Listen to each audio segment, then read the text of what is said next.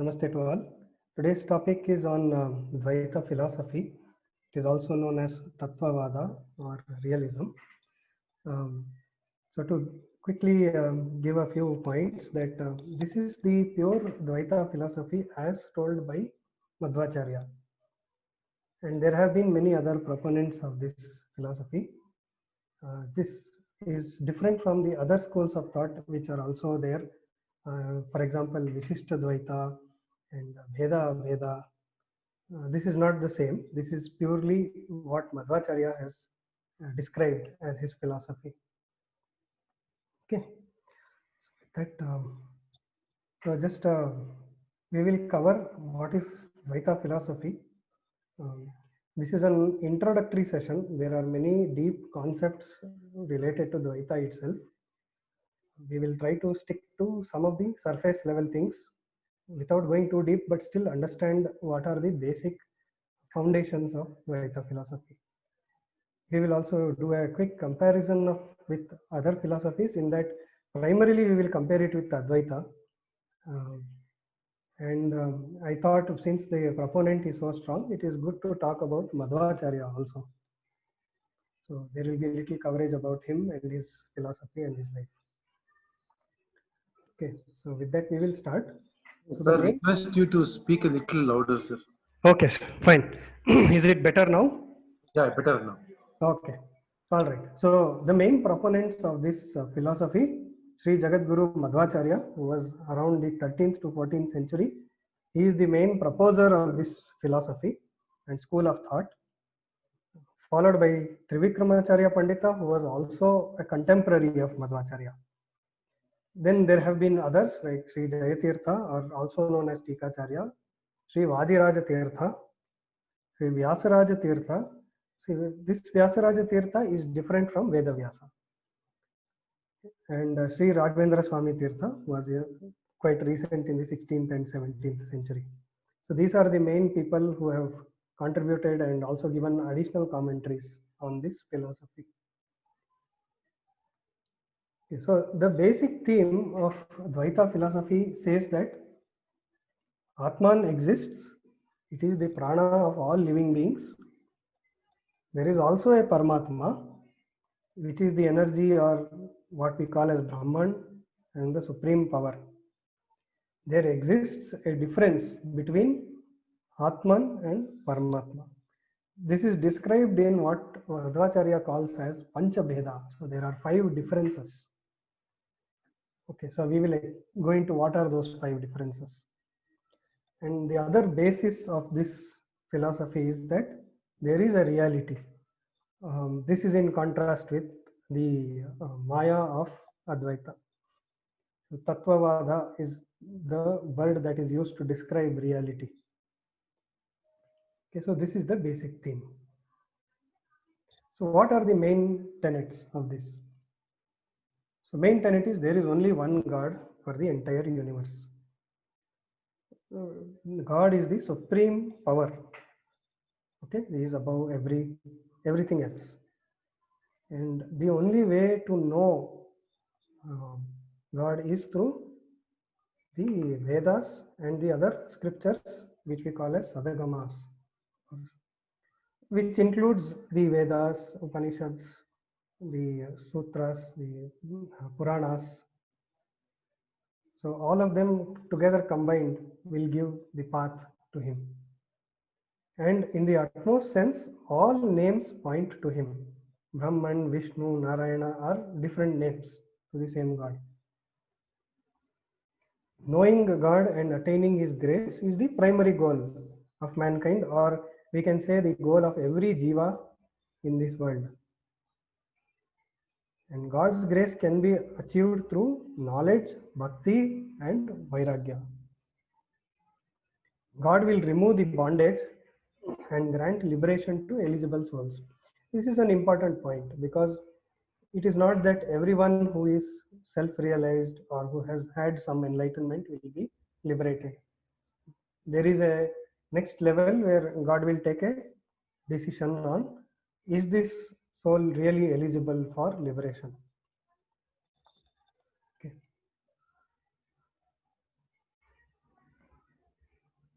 the world which is created by God is real. That is what we mean by Tattvavada. And the world consists of three types of entities: Isha, which is God, Jiva, that are souls, and Jada, which is matter, non living things. And there exists a Pancha Bheda, or a five differences between Isha, Jiva, and Jada. Okay. There is also a gradation among the souls called Taratmaya. Tara means gradation, and Atmaya means Atmas, of Atma. Liberation or moksha is the state of experiencing eternal bliss according to one's own nature after all sorts of material bonds or all sorts of material attractions are removed. You are completely liberated. That is the state of moksha.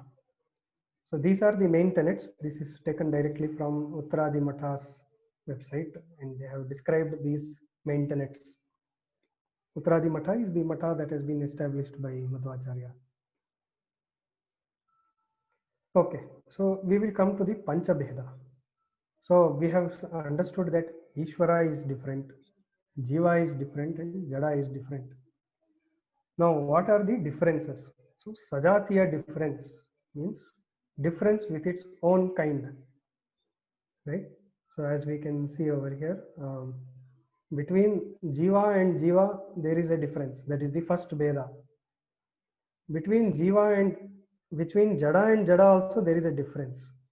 That is difference with its own kind. That is Sajatiya. Jada and Jada are also different. There exist different types of matter. Then there is Vijatiya, means difference with the other kind. So Jiva and Ishvara are different. Ishvara and Jada are different. And Jada and Jiva are different. So let us explain each difference one by one. So the first difference, Jiva and Jiva difference means each Atma or Jiva has its own karma and its own representation. So two Jivas cannot be the same. If we consider only, so first difference will be plant and animal difference is existing. So that is one difference between the Jivas. Between animal and Manushya, there is a difference, even with respect to karma. For example, one of the key points I wanted to bring up is that for animals or pranis, the karma is there is no karma as such because they are incapable of committing dushkarma. Like animals or pranis are probably having their purest form of thought and they are unable to think of dushkarma. It is only the Manushya who can conceive the idea of a dushkarma. Okay. Between Jiva and Ishvara and between second difference, Jiva and Ishvara. Jiva and Ishvara are not the same. We will go into deeper understanding of what is this difference. Why are they different? At a high level, one can say that the abilities of Ishvara or the abilities of Brahman, the supreme power, is different from the abilities of Jiva. Jiva is not capable of doing what Ishvara can do. So, but that is not merely limited to the part of action alone, but beyond that as well. So we will understand that difference. Then between Ishvara and Jada, that is Ishvara is different, matter is different. Matter exists on its own, or rather separately, but we will come to the other concept of dependent reality. Then between the two Jadas, there is a difference. So non-living things have their own attributes. Each non-living thing is different from itself. Some of these non-living things can also be created by jivas, like you may create some utensils for use. So that is not the same as what is existing naturally. So man-made and Ishvara created, or what we can say as always eternally existing Jada is different. That is the fourth Veda. And Jiva and matter are different. That is the fifth difference. Okay. Right? So these are the Pancha Bheda. that exist between Ishvara, Jiva, and Jada. Okay. Now we are looking at what is the dualism concept. Why we call it as Dvaita? We call it as Dvaita because there are two kinds of entities, Swatantra and Partantra. So Vishnu or Brahman is the only independent entity, Swatantra. Vishnu, Brahman, Ishvara, whatever you want to call the supreme power is Swatantra, is completely independent. Whereas Jiva, Jada are dependent or Paratantra. They are dependent on the supreme power, which is Brahman. And Jiva and Isha cannot be one. So how does Madhvacharya bring out this difference? He is bringing it out in several places. I just chose which is the easiest one to understand. And he says, Yadi nam paro na bhaveta harihi katamasya vashe jagatedbhut. That means, if Hari is not supreme, paro na bhaveta harihi, then why is the world still in his control? Vashe jagatedbhuta. See, as such, the Jiva should be able to control the Jagat if Jiva and Isha are one. But it is not the case. Okay.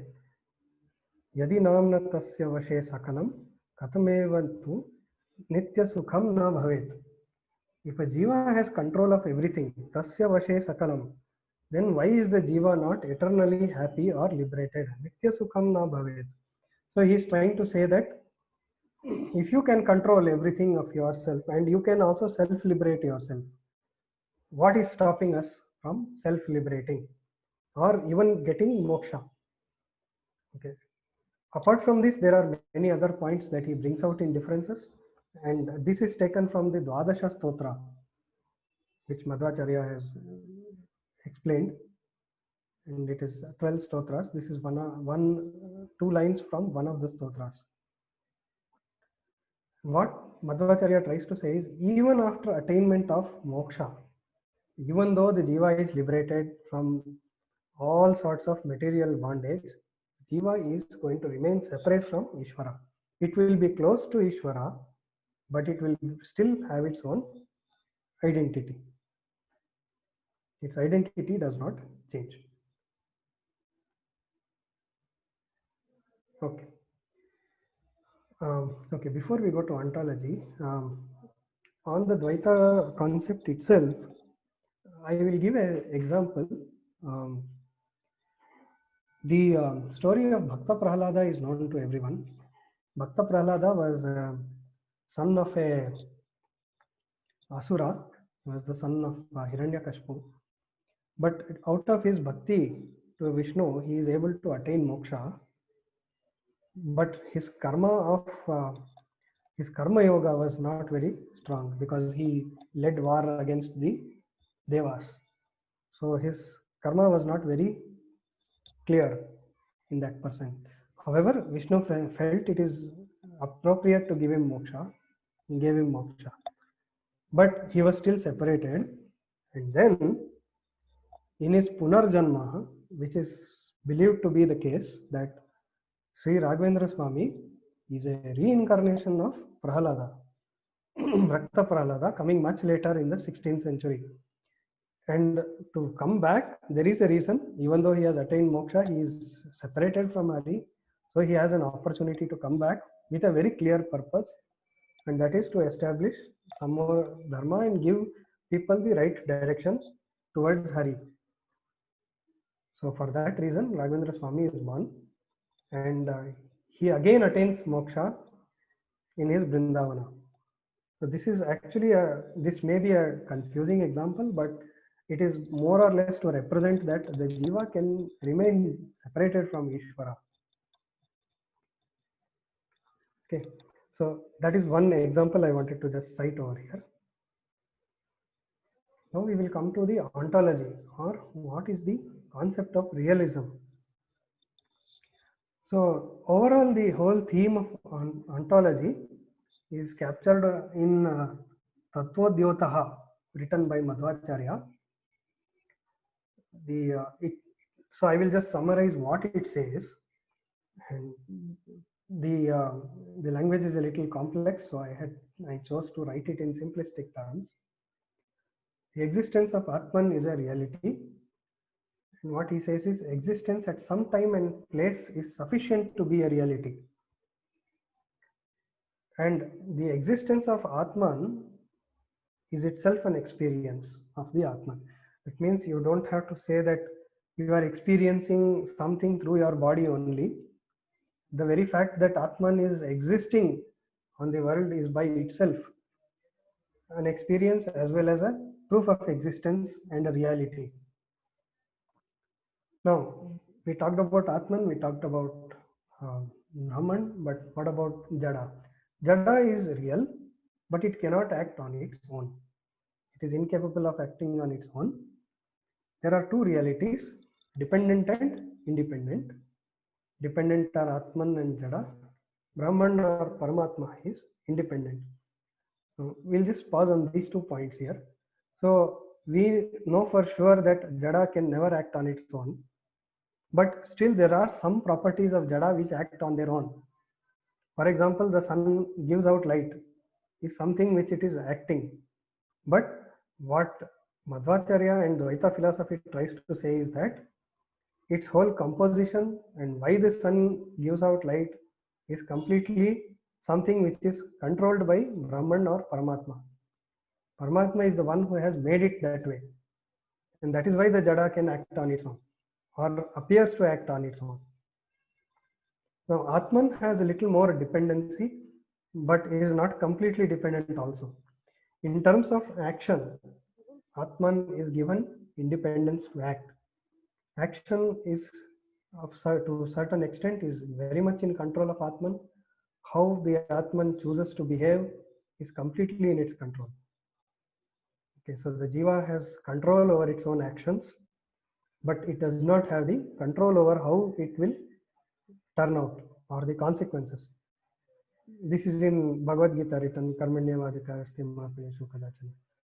So it is coming from there.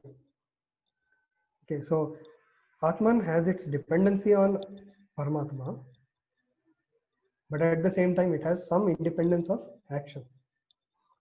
Atman cannot exist without the support of Paramatma.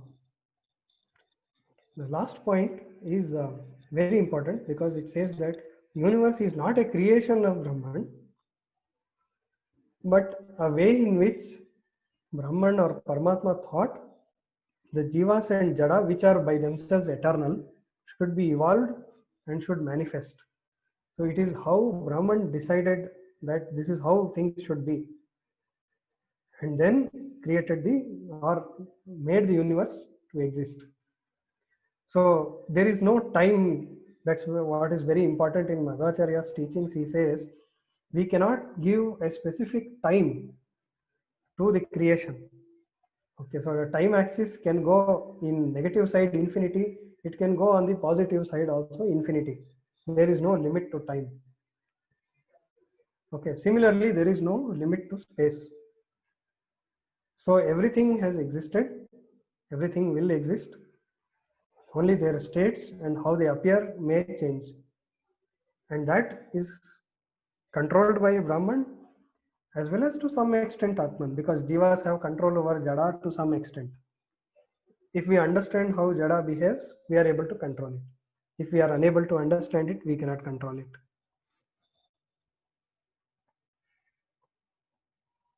Okay, now the important concept of moksha or mukti. Okay, moksha. Now, moksha is a state of ultimate bliss or ultimate ananda. And this ananda has nothing material about it. This is as per Prashna Upanishad. Dvaita agrees with this philosophy. The most important thing is the soul's personality will still remain after moksha, as already mentioned. So Atman is avinashi, that means it cannot be destroyed, and its attributes are also retained, not cut off. Anuchiti dharma. Okay, so avinashi va ayamatma Anuchiti dharma. That means the while Atman is eternal, it exists and it cannot be destroyed. When we say attributes, what are the attributes of Atman? So attributes also means whatever the Atma's karmas have taken place, whatever the Jiva has done, that will never be lost. Every Atma or Jiva's actions, their bhakti, their jnana will also continue. It will not get destroyed after attaining moksha. So this is probably summarized in the third point, that Vedanta is a self-discovery which gets attributed to the Atman. Therefore, even the Atman that is liberated cannot forget Vedanta. The Vedanta is actually telling the reality of everything, reality of existence. It tells everything about it is the truth. Once Atman has discovered the truth, you cannot go back and forget the truth. That is not possible. Because Atman is real, Atman exists, Atman is indestructible, its karmas will also continue even after it is liberated. Because you cannot say that I will, after liberation, if it forgets Vedanta, then it has to go back and relearn Vedanta, because it has reached there by discovery of Vedanta. Okay, or the truth or reality as we call it. So the jnana of Veda cannot be lost by the Atma. And the last point is only Paramatma can grant moksha to the eligible jivas. Okay, why this point is there is because as told by many other commentaries by Jayatirtha and other proponents, it goes like this. After a soul achieves self-realization, it becomes eligible for moksha. So how do you attain self-realization? By doing all your jnana yoga, karma yoga, and you reach the state of, okay, you are eligible for moksha. When you are eligible for moksha, the first person you will, or the first entity you encounter is Brahma. Brahma is the one who will look at your, Brahma knows everything. He is all knowing. He knows the beginning and the end of your whole Atma. Across janmas, not just one janma. But Atma has had several janmas, and Brahma knows what this Atma or Jiva has done in each janma. And it collects that information. He collects that information, and it is Vishnu who will ultimately grant moksha, that yes, this is an eligible jiva and this is ready for attaining moksha, and it will be liberated from all bonds of birth, death, material things, all that exist, all the jada, everything. Okay, so it is not like you can, even after having self-realization, there is one more step to achieve moksha, and that one more step is this thing, Paramatma granting the moksha. That is as per the Dvaita Sampradaya. Okay. Now we will talk about Brahman. What is the conceptualization of the supreme power? Brahman is truly independent, Swatantra. This is described in Riga Bhashyam by Madhvacharya. He has written a commentary on Riga Veda. So in Riga Bhashyam, this is described, and Brahman has the attributes of perfection, Sarvaguna Purnartham, freedom from all limitations, Sarva Doshang Gandharva Vidurastva.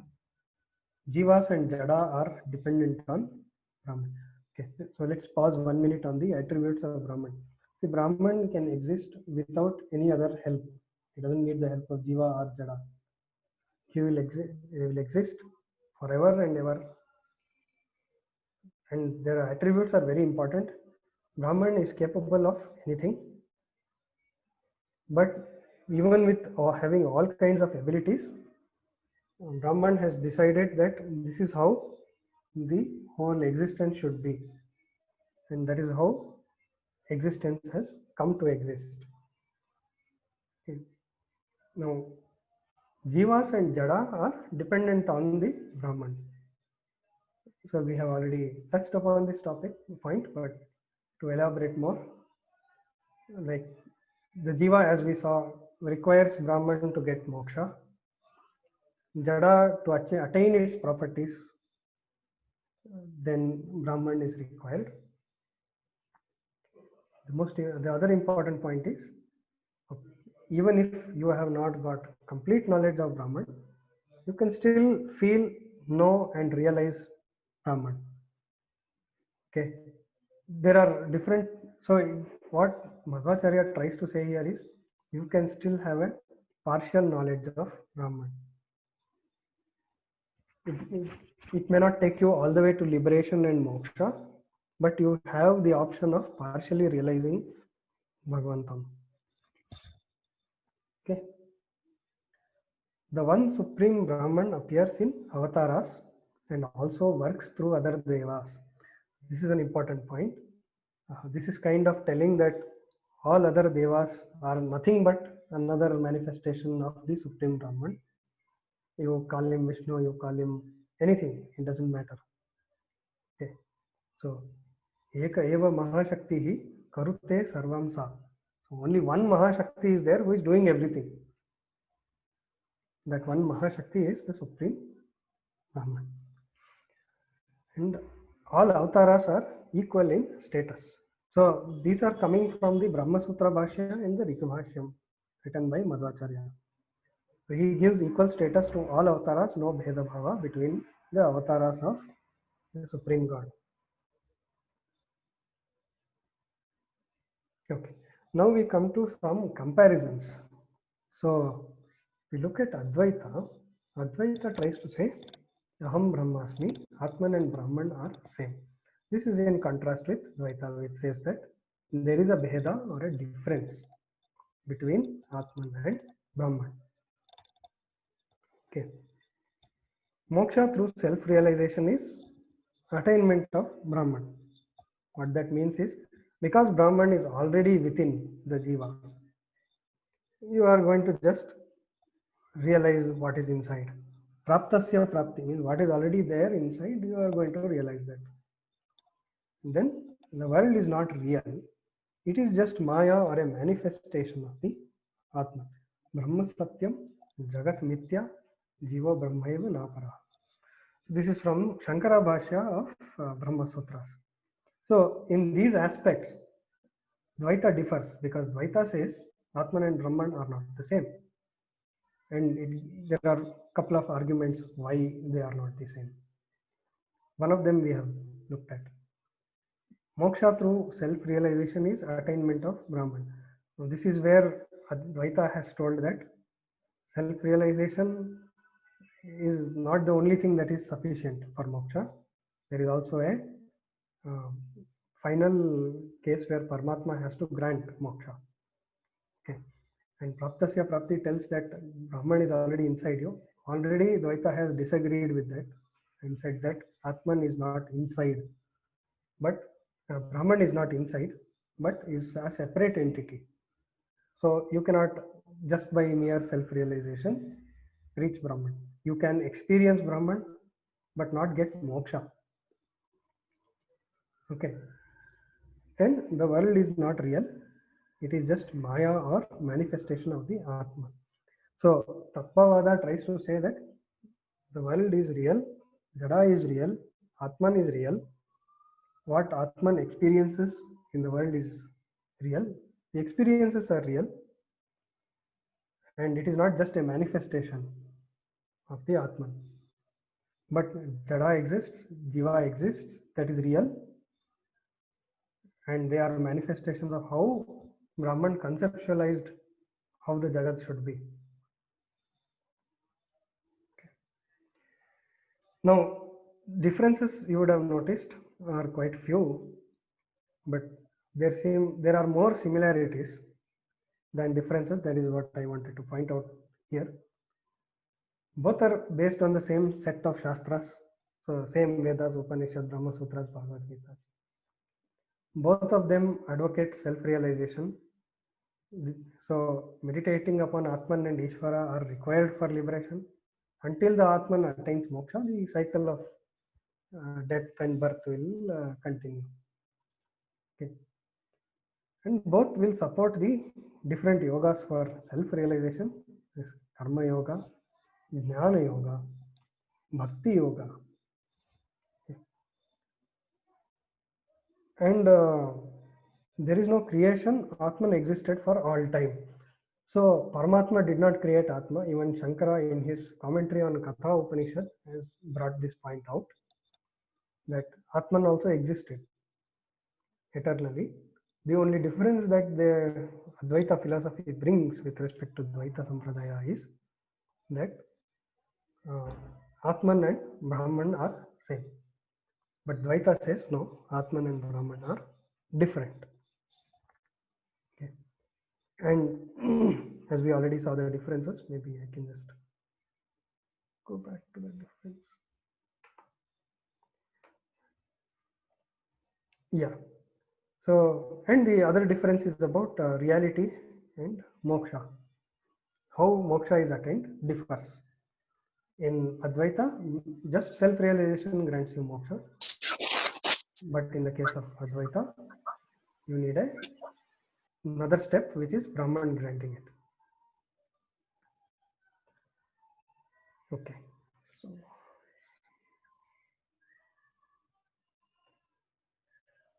So these are the similarities. Okay. Now this is an interesting topic. I wanted to bring this up, particularly because there have been a few discussions, not just in Jignasa group, but outside as well. A lot of talk that Dvaita resembles Christianity because it talks about a god or a supreme god, talks about creation, and so on and so forth.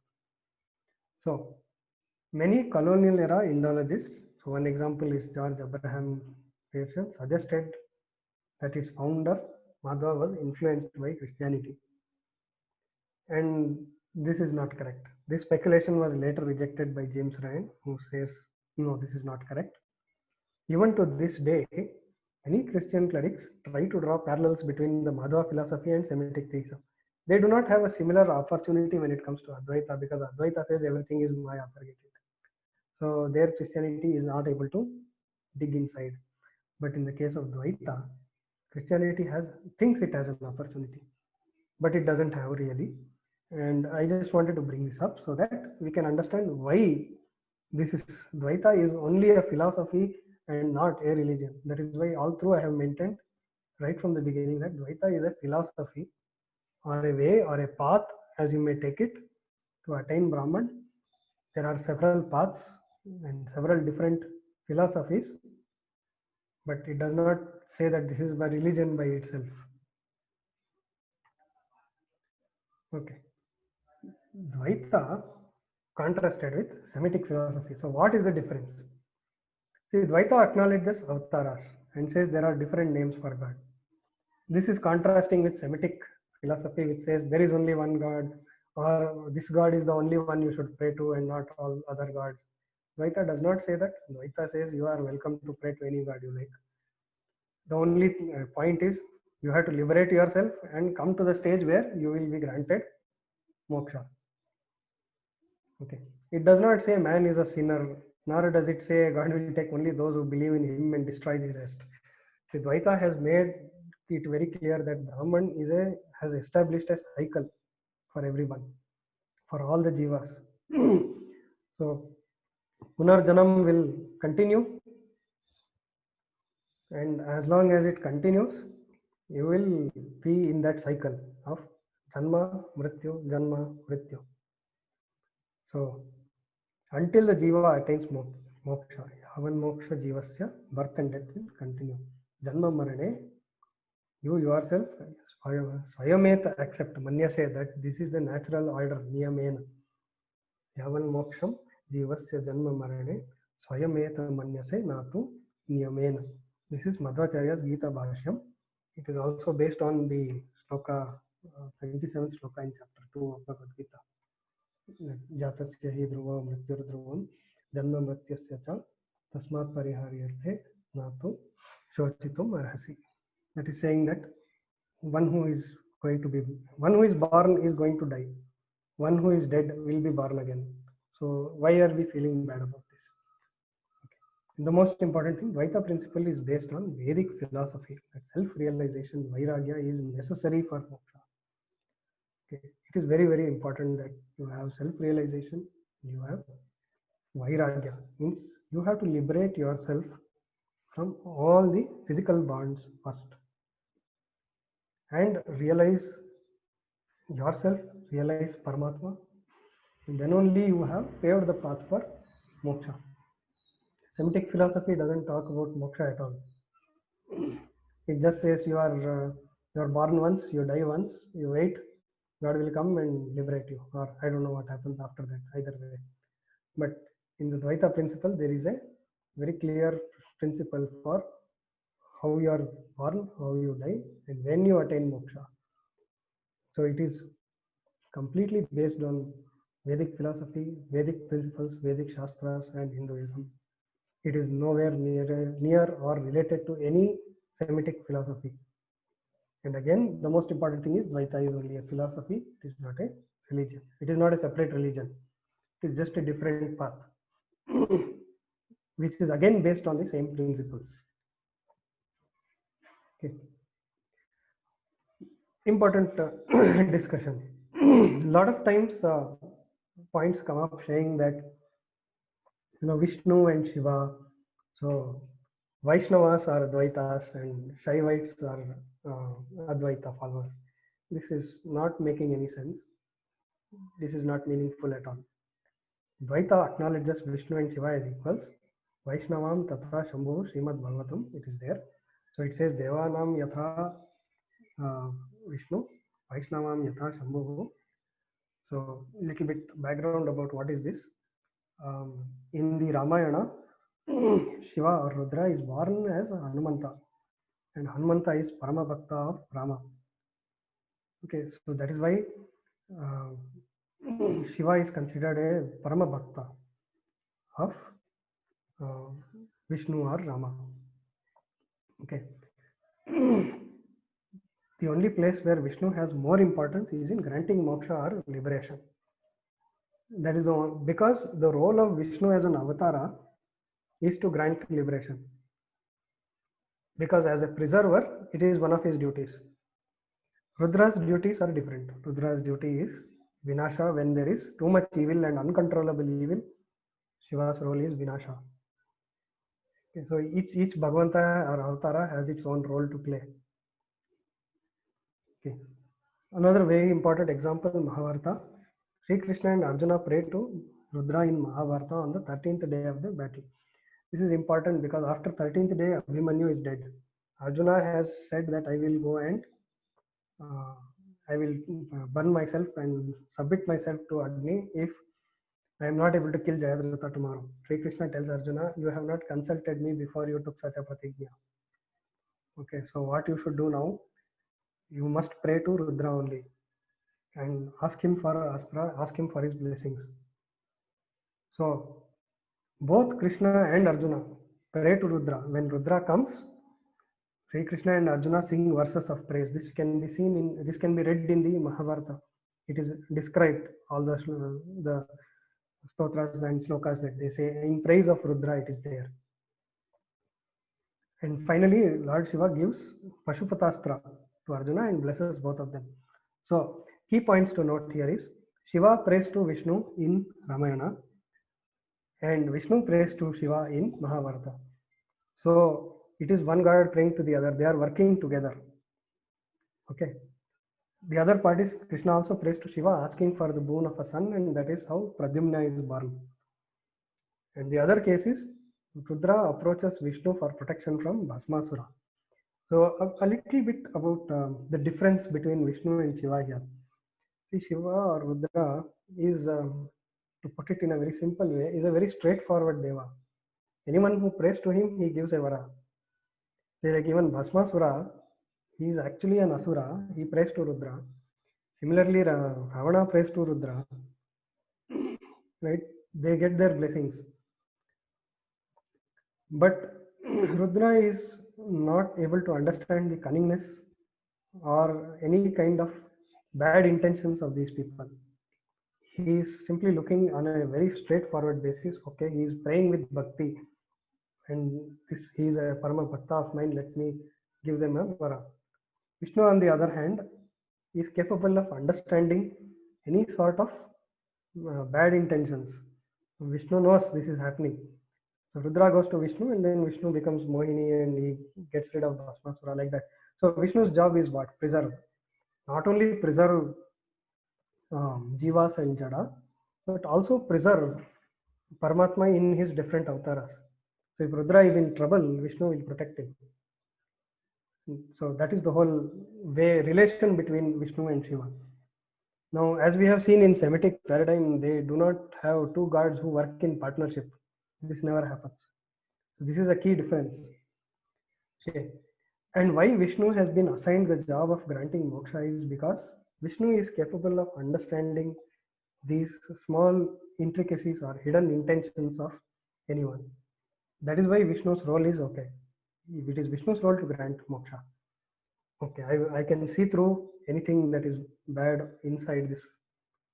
That is why even though like Bhakta Prahlada led many wars against the Devas, Vishnu said, okay, he has enough on his positive side to give him moksha. But given the opportunity, there will be a requirement for him to take rebirth. And that is how Sri Raghavendra Swami was born again.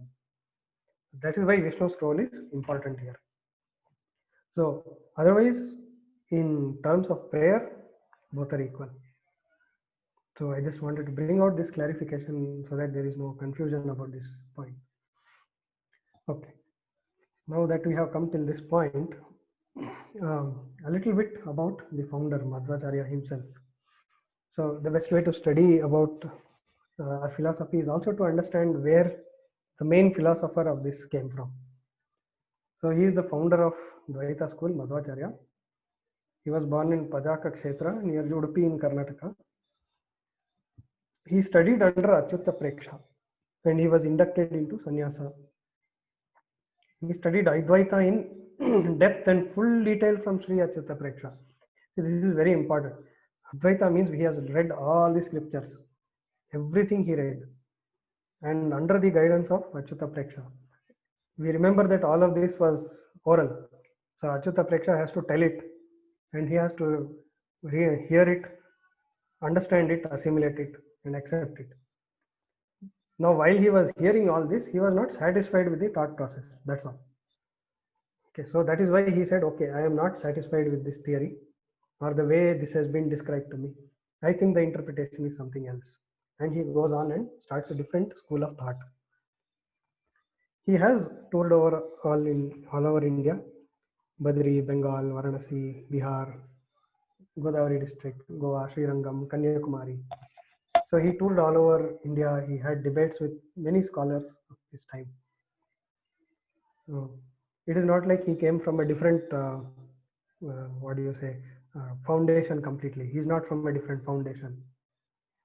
His foundation is very much the same as Advaita. Okay, this is an important thing.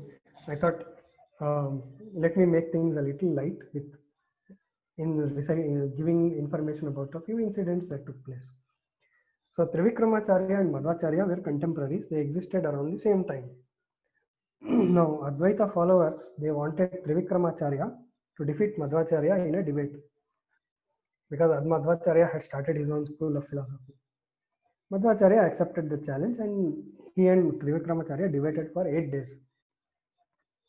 After all this, Trivikramacharya conceded defeat and he accepted the philosophy. Because generally when debates happen between scholars of that level, the end point is that whoever wins will induct the other into his school of thought. That is how debates are accepted right up front. So, however, Trivikramacharya still had a doubt. This is a very interesting incident which I should bring up. So, Madhvacharya had a practice of doing Sandhyavandanam in the Sandhya Kala, and he used to keep a small murti of Hayagriva, that is Hayavadana, which is horse-faced Vishnu. And while he was doing this, he used to also keep offering of prasadam, which is known as Hayagriva. And every day when he used to finish his Sandhyavandanam, They used to ask where all his followers or students used to ask, where is the prasadam? He used to say, oh, Ayavadana came and ate it. And so Trivikramacharya wanted to understand if this is really true. So one day when the door is not completely closed, he peeks through that. And he was completely astounded to see the Vigraha which was kept in front actually manifest into a real existence and consume the Hayagriva. And after that, there was no more doubt left in his mind. Okay. Now, this Hayagriva has a continued tradition. If people who are familiar with Vadiraja Tirtha will know about this history. So, Vadiraja Tirtha wanted to have Vishnu Darshana. And so, he used to prepare this Hayagriva every day, keep it on a plate and hold it above his head. Vishnu used to come in horse form, keep his 2 front feet on his shoulders, eat the Hayagriva and go. So this was a continued tradition even 300 years later. So even today in Madhvacharya Mats, this is a followed practice. It is kept as a prasadam. Okay, so I wanted to bring out some works of Madhvacharya. Just I will list them out. So he has written numerous commentaries on Bhagavad Gita, commentaries on Brahma Sutras. Gita Bhashya, Gita Tatparya are very important among them. It's a good introduction. And he has written several commentaries on Upanishads and also a Riga Bhashyam on the Vedas. Okay. There are numerous books and many kind of things written, but some of the recommendations I wanted to give was B.N. Krishnamurthy's Philosophy of Sri Madhvacharya is probably the best best book about to understand Madhvacharya's philosophies. It brings good citations. Apart from that, we can refer to Bhagavad Gita Bhashya and Tatparya Nirnaya. This is actually translated by Nagesh D. Sonde. There are many other books by him. So I have covered most of the contents, but just to revert back on some of the proponents, I wanted to talk about Sri Raghavendra Swami also. So Raghavendra Swami is considered a reincarnation or a rebirth of Bhakta Prahlada, and he was in the Mantralaya region, and he went into deep tapasya. And when he went into deep tapasya, he had the darshana of Panchamukhi Anjaneya. So that Panchamukhi Anjaneya made him understand that okay, he has had Deva Darshana, and after that he took rest in Vrindavana. So again, linking back to the Semitic paradigm, what happens is sometimes these Semitic religions try to say, see, you have made a grave for Madhvacharya, for Sri Raghavendra Swami, similarly Sri Sudhindra Tirtha. They all have resting places. So this is similar to what we call as a grave. The answer is no, this is not the same as a grave. Vrindavana is because they have attained moksha. They have left the bodily thing completely. The Atma is not going to be found over there. The Atma has already gone nearby Paramatma. It cannot be found over there. But we do puja to it because it is a holy place, or it is a, what they say as a Tirtha Sthala. So for that reason it is done. So this is the summary I had. Actually, there are more concepts and more deep things to think about. But to make things simple, I have cut things down. And just to, I think I am ready to stop here. It is Om Namo Bhagavate Vasudevaya, Om Namah Shivaya. I wanted to have more discussions, so I can leave it open to questions and any discussions which people want to bring up, because I understand this may be a new concept and a new philosophy. So I wanted to, as much as possible, I will try to answer questions. From my side, I would like to conclude here. Okay, and thank you, Nikhil, for this. And I think, as Nikhil said, the session has been given more importance for the Q&A session, since many people will have more questions as expectation. So first question is from Nagi only. Nagi sir, please. Yeah, good evening, Nikhil. Very Namaste. presentation. I have not one but several questions actually. Sure. I had started noting down on your slides, but your last comment actually suddenly got me interested. So I'll ask that question first. No problem. So you said when about the comparison with Semitic thing about Sri Guru Raghavendra Swami, right? That his Atma has left and all that. That made me a little uncomfortable because today I'm very strong devotee of Guru Raghavendra Swami. The reason we go to Vrindavan is he will be there for 700 years. He is still there, and that reverence we go there and worship him. So that comment I couldn't understand. Okay. So let me just clarify. See, Brindavana or a Samadhi is a place. Okay. Now, in the if we take things too literally in the sense of the physical world and say there is a physical position and in the sense of time as well, it becomes a little difficult. That is why even Madhvacharya kind of takes a point and says we cannot attribute space and time. But if you remember correctly, whenever we do any puja vidhana, what is the first step we do? We do avahana, correct? We invoke whoever we are praying to.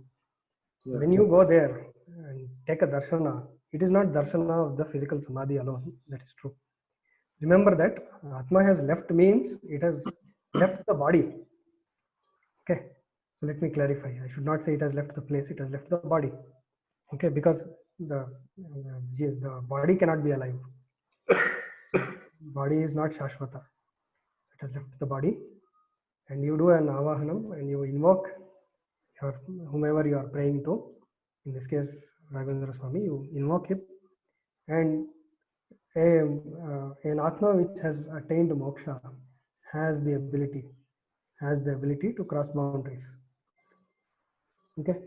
Okay. Because it is close to Paramatma. You know, we remember that Atma is dependent on Paramatma. Now, only the Atma which has attained moksha and come close to Paramatma will be capable of doing something like that because it has the power of Paramatma backing it, supporting it. Okay, so it is capable of arriving over there. But it has no similarity with the soul is resting over there inside in the ground. It cannot be, it is not like that. Okay, because we have a clear distinction between Jiva and Atma. In Semitic paradigm, there is no concept of Jiva or Atma. Okay, it is. I am not very clear about what is their concept, but they put a resting place and they keep the person over there, and it is said that at some point he will be brought back. Whatever, when whoever is supposed to, Deva is supposed to come back. So this is the clarification for that. That's why I said it has left the Sharira. Okay. Okay. Second question also, so just it has left the Sharira, I understand. So then there is a legend, right, that he answered the query of a Englishman at some point. So how is that explained? So like I said, Avahanam is possible, right? You can always invoke your Ishta Devata and you keep you establish a Vigraha in some place and you invoke the God whom you are praying to. That is a standard puja vidhana. Everywhere it is done. So even in this case, you will do that. And whether this, I don't exactly remember this Englishman story, whether he invoked Raghavendra Swami or the other priests did it. I am guessing the priests in Mantralaya did it. They did the invoking of Raghavendra Swami. Okay, and after that, they said, okay, he is here. You ask him whatever question you want. And he was able to hear it, and he was, I would say that Englishman was quite fortunate to get a connection like that. Generally, it's not so easy to get a connection. It requires a lot of bhakti. Yeah. So maybe in that incident, the priests did something really special to bring that connection for him. Okay. Does that answer your question or? Yeah. So the second question also is about Sri Guruji only. I was what was news to me really was that Prahalada staged so many wars on devas. I didn't know about that at all. Actually, that is it's a complex story. When he goes and stages wars against the devas, and it's not a very it's not a very bad karma as such, because remember, Prahlada is a Vishnu Bhakta. So when he is fighting, it is very rare that he will be fighting in the side of adharma. Yeah. Okay, so he is still fighting on the side of dharma only, but the situation is a little complex. Sometimes mistakes happen by devas also. That liberty is there. When they come into, say, Bhuloka, for example, like Krishna committed mistakes when he was in Bhuloka, and he got shapas also. Right? That cannot happen outside Bhuloka, right? Okay. So when Krishna comes as an avatara on Bhuloka, some of his he becomes subject to other things. Okay, other things means the other jivas can have their effect on him. Okay. And also there is a vidhi or a destiny or a certain sequence which he allows to happen, and giving some control. So in that sense, yes, Bhakta Prahlada was an Asura king. Asuras were completely supporting him, but the whole goal of Prahlada was in general, yes, to try and bring a unification between the Devas and Asuras. He wanted to unify them. He may not have been very successful, but to a great extent he was successful. So he did wage war against the Devas, and Devas went to Vishnu, and then once Vishnu comes, Prahlada says, "Okay, I'm putting down Shastra." This kind of things happen. Okay. So the reason I asked that question was, if you go back, I mean, it was Shankukarna and then Prahalada, and it was not just the rebirth as Raghavendra Tirtha. In between, there was Vyasa Tirtha also, right? Yes. So this multiple things started getting me confused actually. Okay.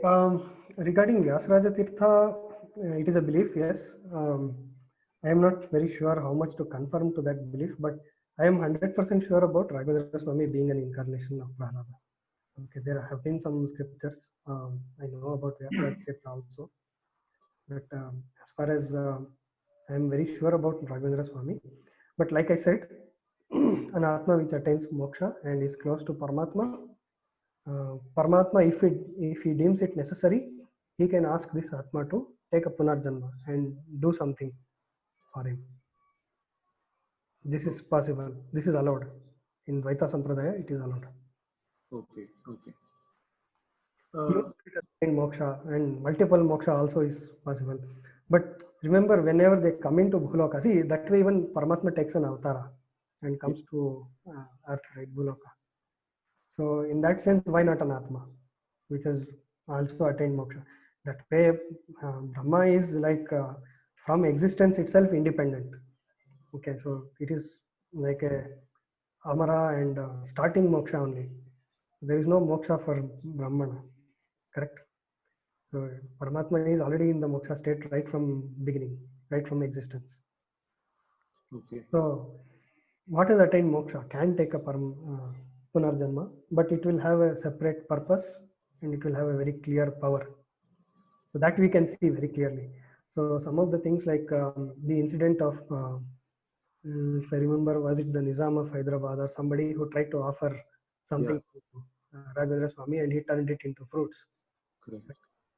So this is, so that extra power comes because it is a moksha attained Atma which has come back and taken up Punarjanma.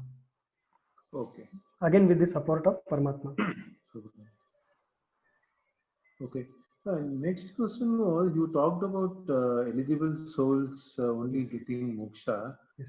Okay. So first, I mean, I want to, my question will come later, but even that seemed a comparison to the judgment day, where there they say everyone does not go to heaven. In the judgment day, God decides whether you go to heaven or hell. So that comparison is there, but I'm not worried about that comparison. My question more was, during the lifetime, for people who are followers of Dvaita philosophy, is there a way for them to get to know do they fall in the eligible category or non-eligible category, or is there a way to move from one to the other? So, okay, I'll answer both parts. First part is about this so-called Judgment Day. So, Judgment Day, they say, what is it? Heaven or hell, correct? That is the choice. Yeah. But is that the choice for a soul that is liberated, has understood Brahman and has come so close to Paramatma? Is hell an option? Definitely not. So what Brahma tells under these circumstances is, you probably need one more janma. Okay, so you have to go back and accumulate the right karma again. And when such a punarjanma happens for a soul that has been liberated, there is tremendous power, and so it's a little difficult to identify such people, but you can know that there is some enlightenment about these people. There is a tremendous energy around them. There is an aura of enlightenment around these people. Okay, so these people come in with full enlightenment, and you can really know that, okay, there is something very special about this person. So that is what we consider as sadhus, or someone who is considered a true sadhu. They will have vairagya, they will have kindness, they will have karuna, they will just love everything that is around them and live in peace and harmony with everything around them. So you will know that this is a liberated soul, which unfortunately for whatever reason could not make it. Okay, and in such a case, the person comes back to Bhuloka, not to Naraka. This Naraka is only for Asuras. Okay, it is only for them. And Asuras also can move the other side if they follow the path of Vedanta, as we can see in Prahlada's case. Even though he was born into an Asura, he was able to follow the path of Vedanta, Bhakti Yoga, and Bhakti of Vishnu, and he was able to attain moksha. So that is the answer to that question, that why it is different from the Semitic paradigm. Did I answer the second part also? That yeah, you sort of got answered. So if that moving from one, how does one get to know whether he is yeah, you will. So it is okay. The answer to that question is a little difficult. The answer is, you probably will not get to know. As per the Dvaita philosophy, is you will not get to know. Some of the things you can do is, you can try yourself to liberate yourself by following the Bhakti Yoga, Karma Yoga, and all those yogas, and follow the path of Vedanta, follow Jnana, understand, do meditation, pray, and all this, and focus on your self-realization. And then the ultimate, so one thing is for sure, once a liberated soul comes as close into Brahma and faces Brahma, you have definitely come very close. And that is a point which is very close. And like Dvaita also says, you can have partial experience of Deva or Paramatma while you are in Bhuloka itself. So you will know that you are on the right path. Okay, whether you will attain it or not is mostly left in the hands of Paramatma, who will make that decision. That yes, you don't have to go for a Punarjanma again. You are freed from all the bonds. It is difficult to know. So the best thing we can follow is to follow the path of Dharma, follow the path of what the Vedas tell us to do. Okay. My last question is just a data mismatch kind of thing. Okay. From what I have read and know is that during the 12-year Vanavasa of Pandavas, right? At some point in time, Krishna advises Arjuna to go do tapas of Shiva, and that is when he gets Pashupatastra.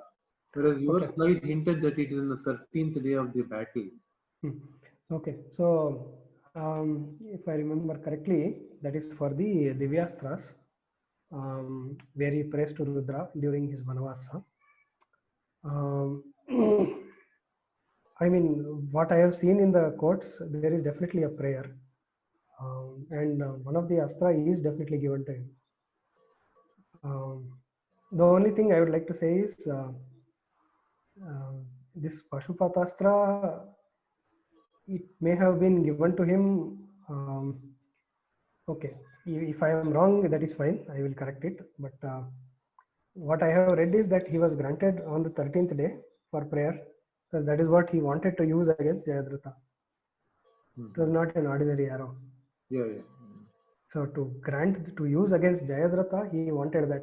And because he had taken such a very strong pratigya, he needed a very special weapon, and Krishna said, you need to get it. Before that, while in Vanvasa, what Krishna told them is, you will need Divyastras to defeat the Kauravas.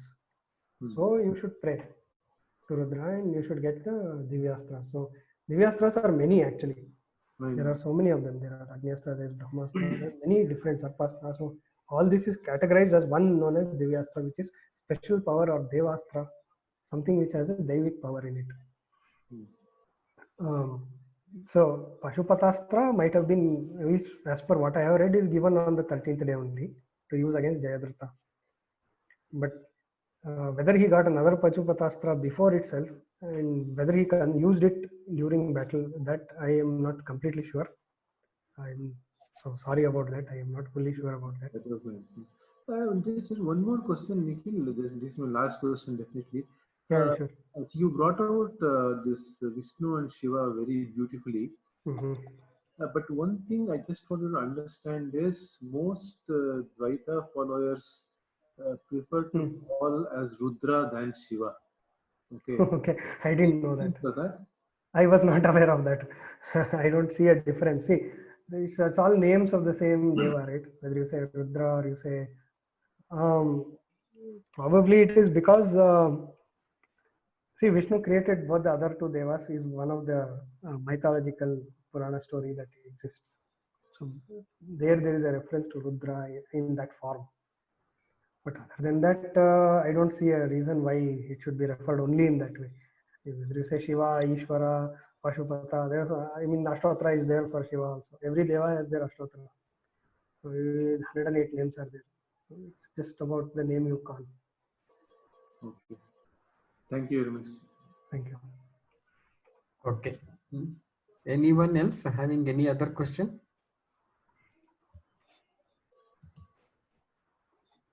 Namaste, Harinath. I just Namaste, Nikhil. I'm Namaste. It's not a question. Just I just wanted to bring to your notice. Though 1238 AD to 1317 is the period of Madhvacharya, there is a recent document brought out by Pandit Vyasanikiri Prabhanjanacharya.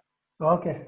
Which says it is 1200 to 1278, based on the writings of Madhvacharya himself.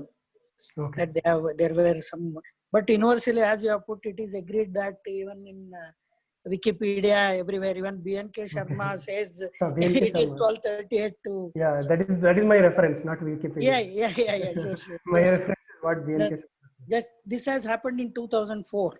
Okay. Just an appraisal. Thank you. I was not aware of this correction. And one small thing, from your readings, I just wanted to find out. See, you said Atma can elevate. That is also seen in Bhagavad Gita, where he says, Uddhared Atmanam avasadayet, Atmaiva Hatmano Bandhu, Atmaiva Ripuratmana. But there is also a rider that Atma also has a swabhava, that Sattva, Sat, Teja, Rajas and Tamas. So anything that is from your reading, your perspective, from Acharya's works, you have observed that this also is discussed in any work of Acharya. He has discussed in Gita Bhashya, he has discussed the same thing. And in that point, he does not bring out any difference. He is also saying, and if you look at, let me just go back to that slide. We also said that there is a gradation among the Atmas.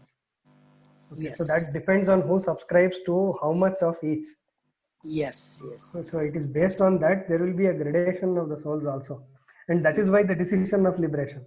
Is this soul, has it attained that stage, right, where it can go for next level, or is it still waiting and some more time has to be given?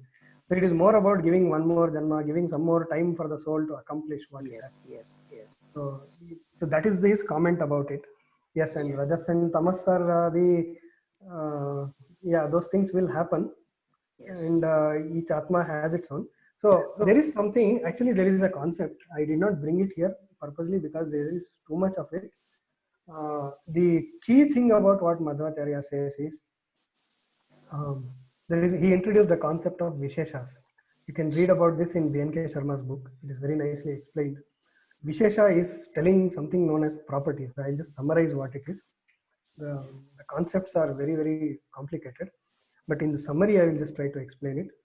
So, for example, if you take an apple has some Visheshas about it that makes it an apple, okay, and does not make it a mango, okay. So, this is in the concept of Jada.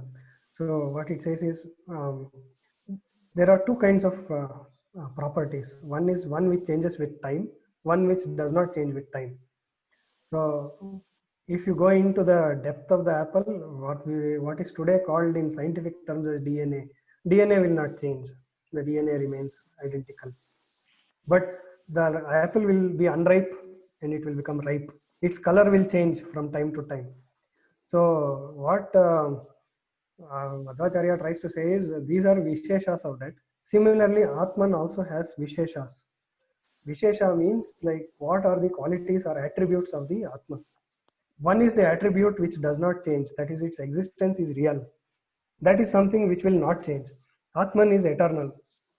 Okay, Avinashi. That is also a unchangeable property of Atman. What will change is its karmas.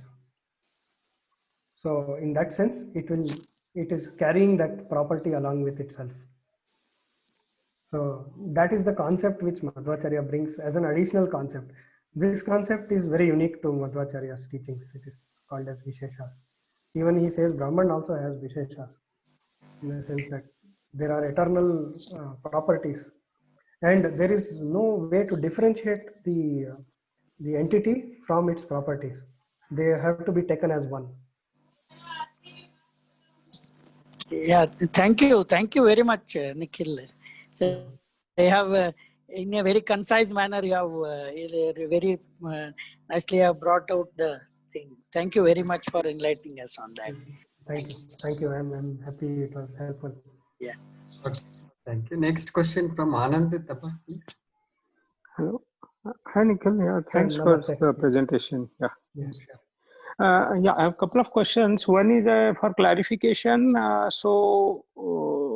Dvaita, I mean, is there a specific deity which is preferred, like between Vishnu and Shiva, for the followers of Madhva, for kind of I mean, as for puja or for doing meditation on, or there is no specific preference? Okay, that's a good question actually. So to factually put it, yes, there is a preference towards Vishnu. That is known that there is a preference towards Vishnu and his avatars. But at the same time, like I described the difference between Vishnu and Shiva as assumed by Dvaita Sampradaya, it is absolutely fine to pray to Shiva. There is no reason. I know there were some incidents where I think it was Maharaja of Tanjavur or something, who tried to force Ramanujacharya to pray to, although he is Vishishtadvaita, to pray to Lord Shiva, and he refused. The reason was not because he did not believe in Shiva, but the reason is because, see, we believe in Ishtadevata. So you have chosen your Ishtadevata and you are focusing entirely on your Ishtadevata. When you are focused on your Ishtadevata, then it is difficult, it doesn't make sense to change focus suddenly. Because in Bhakti Yoga, you will chant the same shloka or mantra or belongs to that in praise of that particular Deva. It could be anything, you can choose any Devata. The loss of focus is the reason why they may not change. Okay, but it does not say anywhere that you cannot pray to Shiva. The philosophy only says that the power to grant moksha is with Vishnu. You don't have to necessarily pray to him. Madhvacharya never says anywhere that you must only pray to Vishnu. He only says that recognize Vishnu as the power behind granting of moksha. Okay, so in general, observation wise, yes, statistically, it is very clear that there is a preference to go to Vishnu temples or Vaishnava temples by the followers of the Sampradaya, but there is absolutely no reason why they should not go to other temples. There is absolutely no reason. And there is also absolutely no reason why they should not become a Shiva Bhakta and still follow Dvaita. This is allowed. Okay. Okay, yeah, thanks. Second question is there any historical precedence to Dvaita interpretation of Upanishads before Madhvacharya? Like I was just looking at it historically, like let's say Shankaracharya has some lineage, I guess, that he refers to, or Veda Bhed guys have Bhartra Prapancha kind of person before them. So is there a historical precedence, or it's understood that this was his interpretation which kind of started as a different one? Okay, so chronologically what I have seen, I think it was Vishishta Dvaita came probably before Dvaita, if I am correct in the sequence. I think Veda is little later. But the sequence of these different schools of thought coming has no consequence. The sequence is not a consequence at all.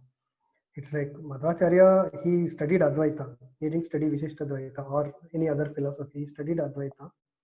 And he said, okay, I am not satisfied with these answers I am getting. I want to formulate my own philosophy. And he started a Dvaita Sampradaya philosophy. That's why it is a school of philosophy. Similarly, many other philosophers thought, okay, this is not satisfying to me.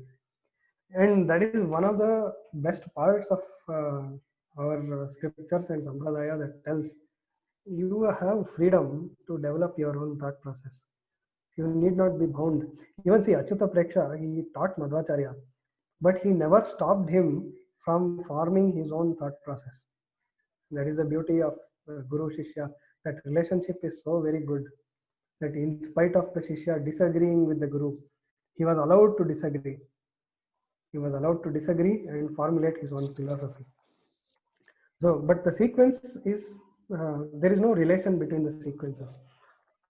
From what I have read so far, it turns out all of them came up with their own philosophies independently, with their own individual thought process. And there isn't that one follows the other. It's independent. Yeah, understood. I just wanted to know if there is a lineage, and I think I agree with most what you said, except for Veda Bhed. I also recently found out that there was a person called Bhartra Prapancha who is before Shankaracharya. Apparently, Bhartra Prapancha was a Veda Bhed kind of a proponent. So just for your, this is from that same class that we are doing with. I think there is one more person who is doing it on that Ramakrishna Mission. This thing. Yeah, so. Sorry, one more question. Third question, if you don't mind, is if you look at historically, the worship of Krishna was there in India, right? Like this guy from Greece, Herak, I forget, he had built a temple in Madhya Pradesh during just after Maurya. Heraclius, I think. I am not aware of this. So is there any connection with Krishna Bhakti and through Dvaita that you are aware of to that period? Krishna Bhakti, so if I understand your question correctly, you are asking whether there is any relation with the Krishna Bhakti outside of what we know as Bharata? Or Krishna Bhakti historically, like again, Krishna Bhakti seems to have been there during the Greeks, when Greeks came to India. So is there any relationship between that Krishna Bhakti and the Dvaita philosophy of Madhvacharya? Again, it goes back to this lineage thing, that is there a lineage connection? There is no relation. See, as far as Madhvacharya goes, he never interacted with any of the people from Greece or anybody. Most of the people he with and discussions with were all from. Yeah, no, I think I didn't put the question correctly. Obviously, would not interact with the Greeks because Greeks came in 3rd century BC, right? Yes, so there is Madhvacharya. So obviously he wouldn't. My only point is that there was Krishna Bhakti when Greeks came to India, and one of the Greek guy converted, actually, we know. So he's a Heraclius temple, I think he built. So that same lineage, did it continue later? The Krishna Bhakti. I don't know about the lineage part. But Madhvacharya is definitely not from any of those lineages who followed Okay. Krishna. Okay. He is, Oh, I see. Great. he is not from those lineages. He Okay. was I guess born Krishna Bhakti is more on Bheda Bhed or these other guys are very Yeah. strong, right? Because ISKCON and all, if you see, they're really strong Okay. on Krishna Bhakti. Yeah. Okay, I am not sure of Bheda Bhed, the lineage and their history behind it. Okay. But Madhvacharya is not connected to those. With this. Okay. Because there is not much emphasis on Krishna Bhakti anyway, is what you're saying. It's So- basically, you can pick your Ishtadevat. Mostly your preference is for Vishnu, but you can pick your Ishtadevata. Yeah, so Vishnu in any avatara is okay. That is the preference. And then Okay. you can also pick your Ishtadeva. If you want to pray to Shiva, that is absolutely fine. Okay. Okay. Nice. Okay. Yeah, thank you. Okay. Fine. Next question from Ravi Teja. Yeah, hi Nikhil. Namaste Ravi. One question from my side. Mhm. So basically, does the Dvaita and Advaita philosophy explains, like as you said, that we have janmas and we accumulate good karma, and Brahman actually decides based upon our good karma whether we'll attain moksha or not. No, So okay, go ahead. So my question is, why don't everyone has the jnana of the Purva Janma, which might actually help them to attain moksha easily? Does the philosophy explains that? Okay, that is a very good question. Okay, I explained about the concept of Visheshas and the gradation of the Atmas. You remember the karma of your Punarjanma follows you with your Atma, Okay. right? It follows. It's not like it's over because your Janma is finished. Because Atman is Shashvata and it will carry with it. Now, in the concept of Dvaita, they have introduced what I explained as Visheshas, which tells that your karma now becomes a property of the Atma. And that allows the gradation also, like which Atma is in which stage or level or standard. Okay. So you will notice that even though you may be in any sort of deha, one thing that is very clear is the behavior of each individual in situation will differ. Okay. And what happens to different people also differs. All of this is linked to the karma. Indirectly, the Atman has carried forward information. It is just that with our brain and our this what they call as medalu and our body, we may not be able to understand it. For that reason, we have to follow the path of Vedas, and you do all the you follow the path given by Bhagavad Gita and all these scriptures, shastras. You will then have a realization, and then you will realize. But you may not remember it as events. You will only Okay. remember it as experiences. Got it. Okay. So you're saying that we already know it unconsciously as it is a property of the Atman. Like for example, why some people are very spontaneous in showing kindness. Okay. It is not something they learned or they were taught, but it is just innate nature, what they call. It is your nature, they say, right? So Okay. something that comes as a spontaneous reaction is the Atma acting based on its previous karmas. I mean, Okay. there is a lot of depth in this philosophy, but to summarize it at a surface level, this is what it is. Okay. Thanks, Nikhil Garu. Thank you. Thank you, Ravi Garu. Okay. Next question from Ravish Magod. Namaste, Nikhilji. Yeah, namaste, Thank you Ravish. for thank you for the nice presentation. I really like the fact that you stressed more on the similarities part rather than talking more on the differences. Yes.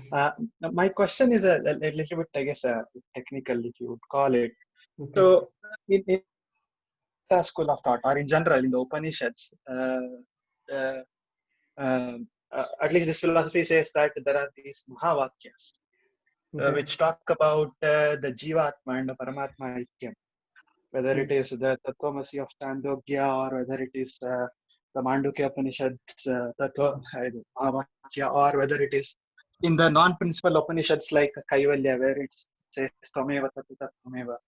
So I wanted to understand how is these kind of statements interpreted in the commentaries of Madhvacharya, if you have looked at those. Okay, I haven't read the Upanishad commentaries, so I cannot comment on those. But So I am not in a position to answer those. I have only gone through the Gita Bhashya, and Okay. Okay. yeah, so my references Okay. are limited there. I have not read those things, so that's why I am only okay for giving introductory talk. If you want to go deep, we'll have to find someone who is a little more knowledgeable than me. But is there something you wanted to understand in the principle, or you wanted the interpretation? Yeah. Basically, I wanted to understand how it is. I guess how this concept is basically explained by the Dvaita school of thought. Okay, the concept That's means kind of concept. the concept of Jivatma Paramatma Ikyam. So those statements that are there that come across in Ikyam Upanishads. means they are eternal, right? They are always there. So that is already explained. That he is saying that there is no creation, neither were the jivas created, nor. So I think I had here only it is there. Universe is not creation. It is just that jivas and jada. So Dvaita school goes to the extent of interpreting that jada is also ever existent and has always been there, eternal. So Brahmanityam, Jiva that is there. They are always there. There is no timeline you can attach to beginning. There is no timeline you can attach to their end. Both are Shashwata. In fact, Vaita says all three are Shashwata. That is why it brings the concept of reality. It says that even Jada is real, Jiva is real, Brahman is also real. That is the interpretation. Now, specific to those Upanishads, I have not seen, but as per Gita Bhashya only, he has interpreted it this way. Right. I guess the primary difference when you say it's those are two distinct entities, right? The Jiva Atma and Paramatma are two distinct entities. They are eternal, yes. But when you talk about at least the interpretation that I thought was both of them are the same, at least from the Advaita school. Okay. No. Okay, I understand. I understand why your question is coming. What it says is they are a reflection of each other, or you can say Jiva is a reflection, or another Pratidvimba, they say, of Paramatma. Chidabhasa. Exactly. Pratidvimba of Paramatma. So it is a reflection, is what they say. That is the interpretation. So that is why both are same in the sense that they have their similarities and they also have their differences. And again, the next concept will be on the Visheshas also. So the similar Visheshas is, see, both are eternal is a property of both. Every Vishesha of both of them. That's what identifies them. So in that way, that is also the next interpretation of that. Okay. So, but yeah, detailed of those bhashyas I have not actually gone through. Upanishad commentaries I have not gone through. Okay. Thank you. Okay. Next question from Vijay sir. Hello. Am I audible? Yes, sir. Please. Yes, you are audible, sir. Namaste. Question.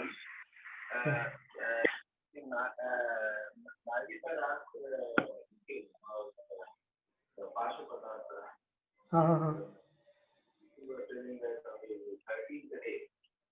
So quickly I was just searching for that. There is a website, CE3. A lot of good ideas are there in that. I am sorry, I am not able to hear. Can you come a little closer? On the 13th day after the... Yes. Sir, Vijay sir, can you come closer to the mic? It is not audible. They are not clear about what I have to do. But should I express that I is afraid all this that I am not able to I am sorry, Vijay sir, I am not able to hear the question. Sir, audio is not very clear, sir. No, you need to be much closer to the mic. It is still not high volume.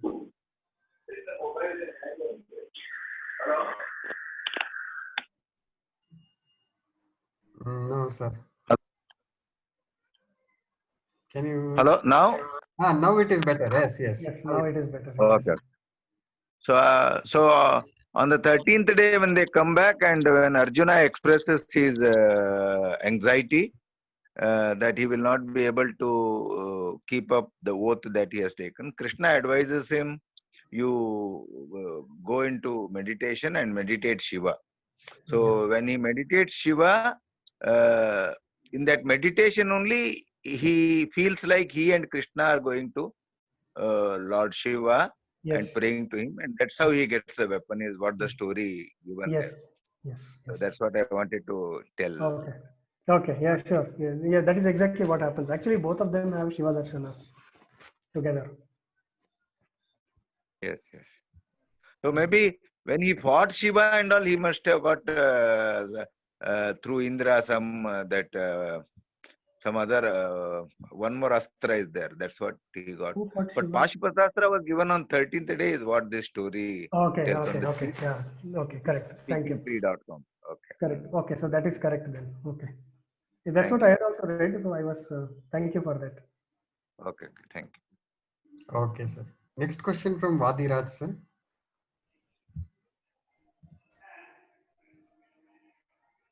Sir, you have to unmute. Yeah. Am I audible now? Yeah. Yes, sir. Thank you for presenting. Nice presentation, Nikhil. Very nice presentation. Namaste. Thank you. Now, just want to add a couple of points. Nothing, no questions. And our main speaker, Subramanian, has been building a model over last several sessions on Atma, Paramatma, and all that. Okay. So they have identified three bodies: Sthula Sharira, Sukshma Sharira, and Karana Sharira. And then in Advaita, there is no the moksha. There is no other Sharira.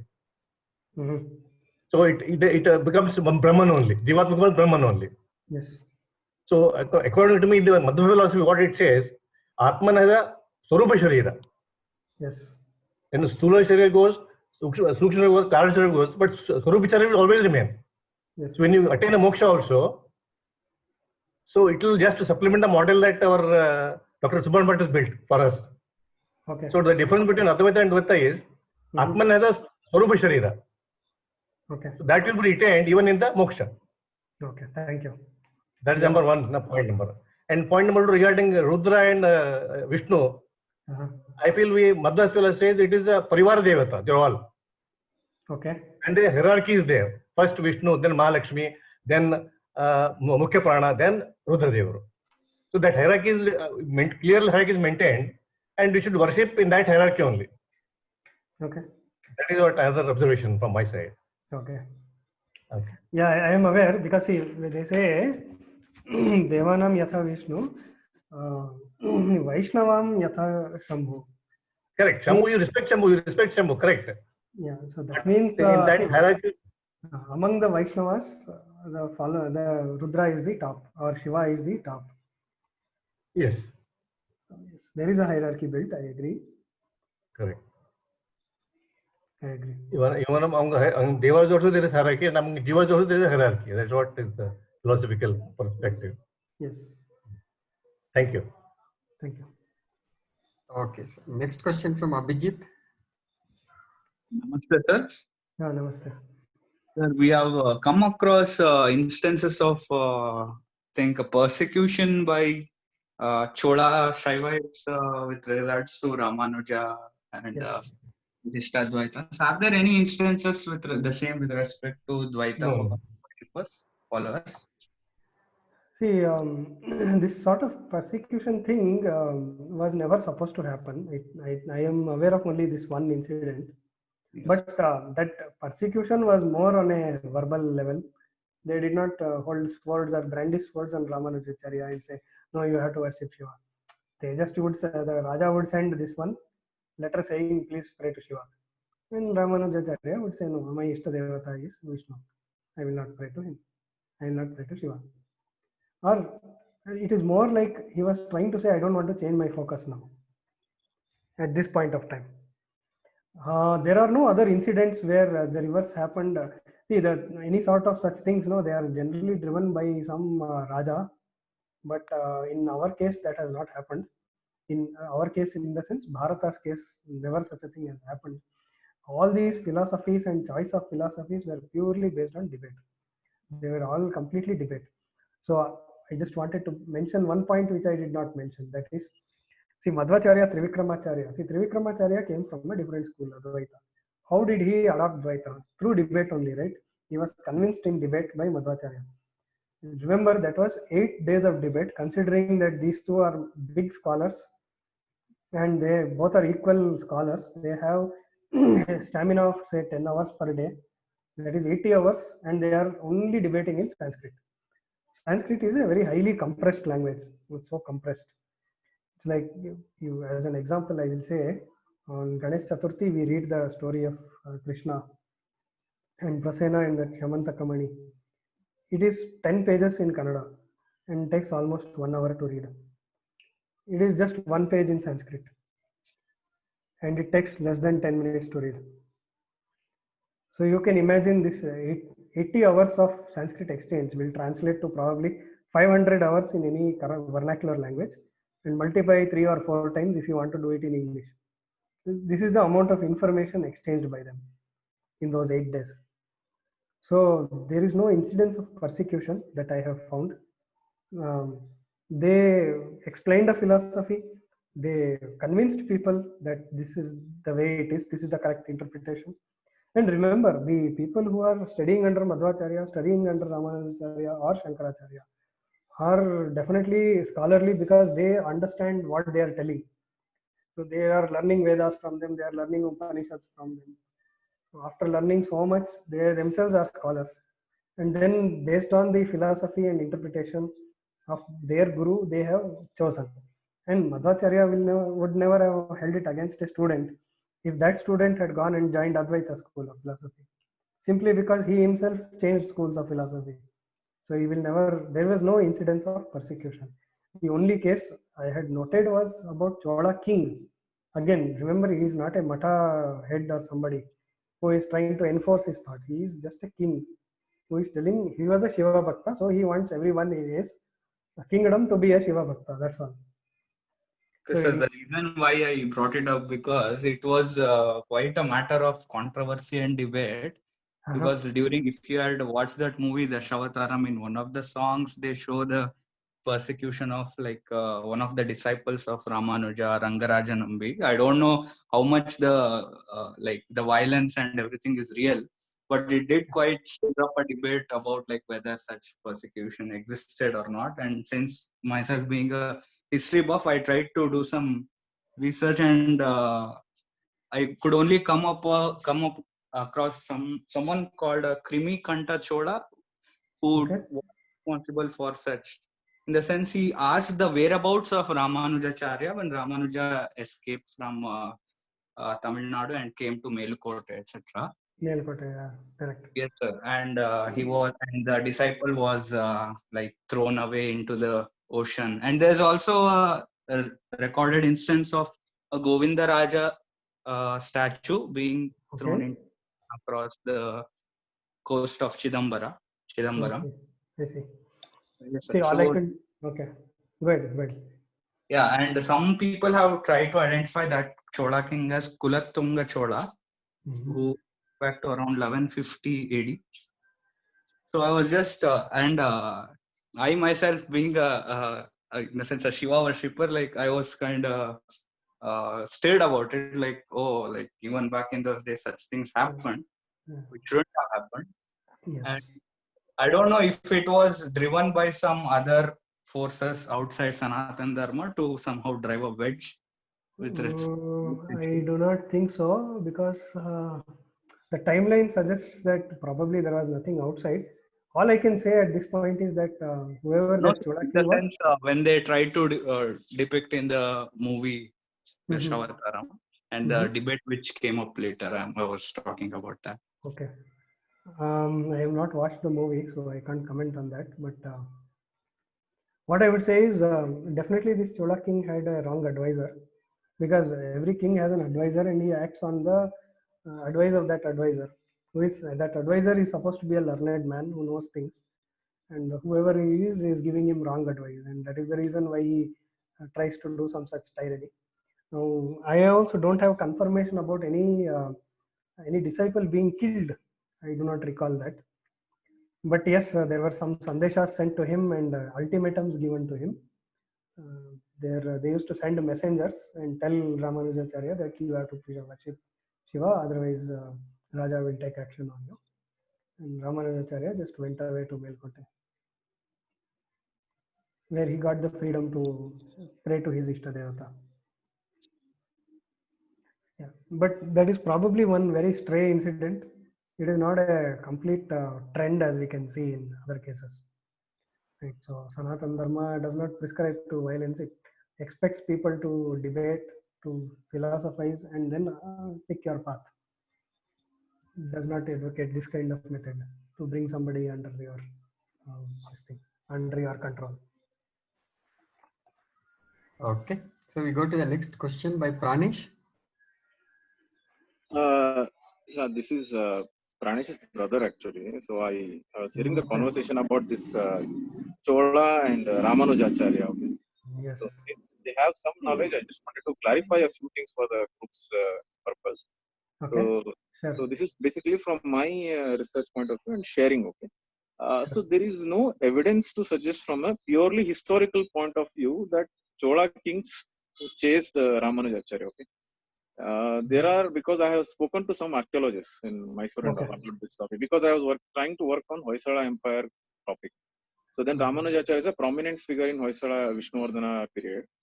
So the historians do not have any Shasana or inscription to suggest that Ramanujacharya was driven out of Tamil Nadu border because of this Shaiva Vaishnava debate.